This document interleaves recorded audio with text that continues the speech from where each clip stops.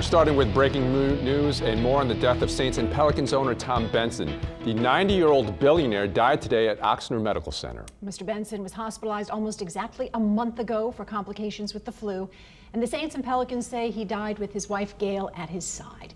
We're going to have extensive coverage and reaction to the news over the next hour. We're going to begin with Eric Paulson and a look back at his life and career. This is how many New Orleanians really got to know Tom Benson back in the 80s, and he really won our hearts. His Benson Boogie celebrating big Saints wins symbolized new energy for the hometown team, now owned by a hometown guy. Some 2 decades later, when the unthinkable happened and the Saints won the Super Bowl, Benson reflected on those early days. We never gave up. We never gave up, you know.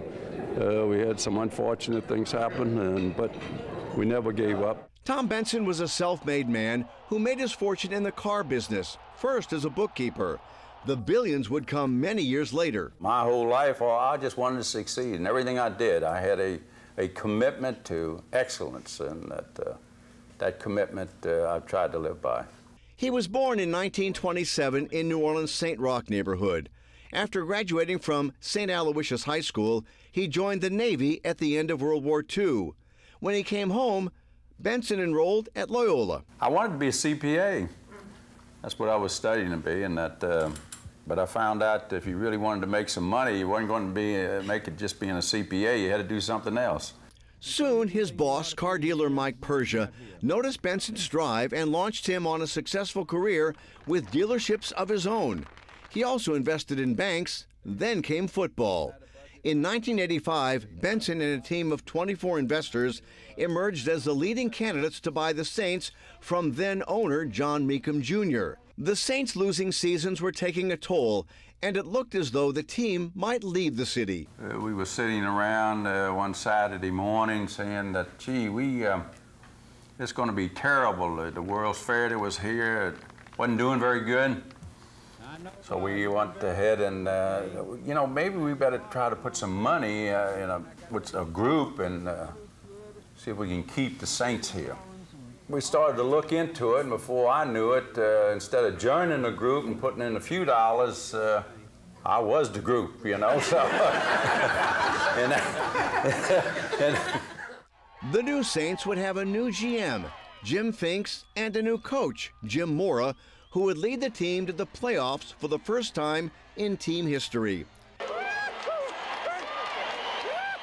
It was a new era for football in New Orleans and prime time for Tom Benson. More and more he made national headlines, sometimes for all the wrong reasons. In 2005, when Hurricane Katrina displaced the Saints and damaged the Superdome, there were questions about Benson possibly moving the team to San Antonio. To many, he was not a beloved figure then. I can take something and throw it away. And displays like this after a Saints game at Tiger Stadium didn't help. In the end, the NFL convinced Benson to keep the team here in New Orleans as a major factor in this region's recovery.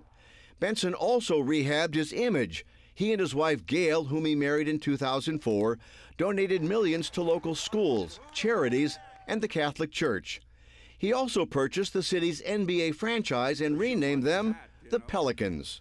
We expect this club to be one of the most outstanding clubs in the league. Otherwise, I don't want to get involved with it. Watching Tom Benson cut that deal and others, even as critics would have to agree, he was a shrewd, sometimes ruthless businessman and a great negotiator. I feel good, baby. You know, I'm always ready for a fight. He would even prevail in the months-long court fight over his sports empire that called into question his mental health.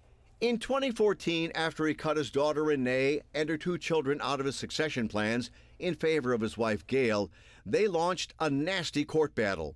Have your kids turned against you? That's for the birds. Judges here and in Texas would rule in Mr. Benson's favor, and his streak as a dealmaker continued. The year he turned 90, he bought Dixie Beer and revived the iconic New Orleans brand. And Tom Benson even became an icon himself.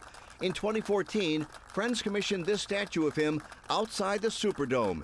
It cemented his place in history and recalled a moment Saints fans would never forget.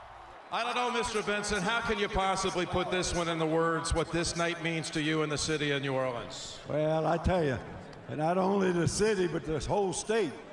And Louisiana, by the way, in New Orleans is back. And this shows the whole world. We back. We back. The whole world's back.